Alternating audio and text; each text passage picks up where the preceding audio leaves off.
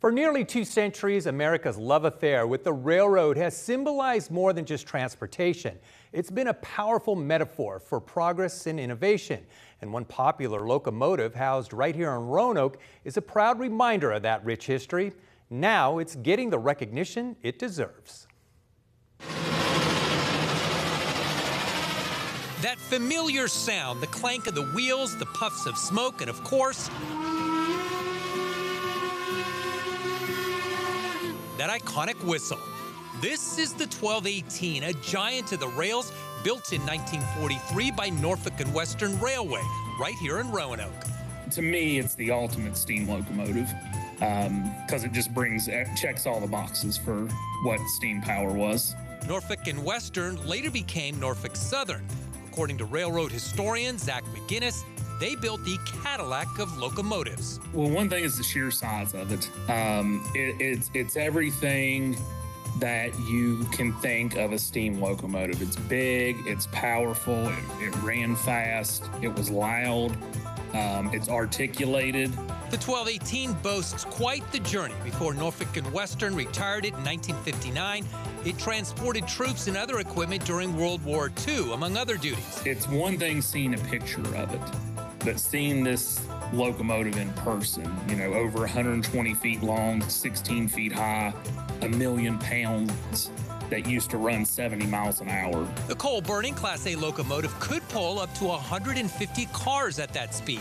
You get in awe by looking at the size of this thing and thinking, wow, that's what boiling water can do.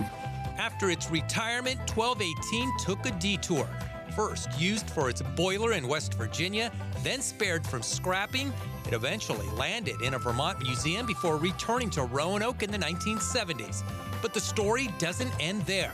Robert Claytor was the president of Norfolk Southern, and he wanted to see it run. So in 1986, the locomotive left Roanoke and headed to Alabama.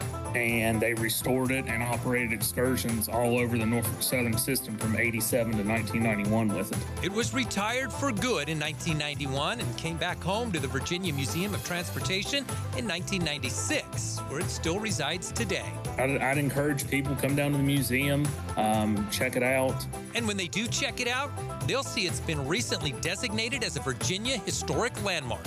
It's the only survivor of its type in the world, and let's give it a shot and get it the recognition that it deserves as well. McGinnis got to work last summer making his case for historic landmark status. I gave him statistics on the locomotive's history.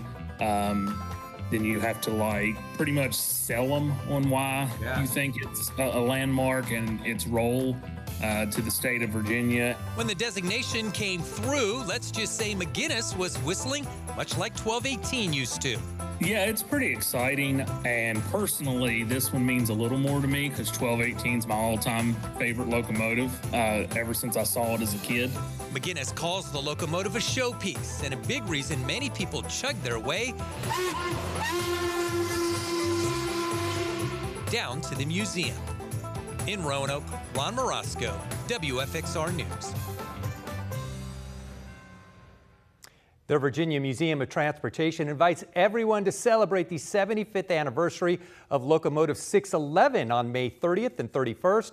As part of the festivities, both 611 and 1218 will be officially recognized for their new landmark statuses. Visitors will get a rare chance to step inside the cabs with former crew members on hand to share stories and answer questions about these legendary iron workhorses.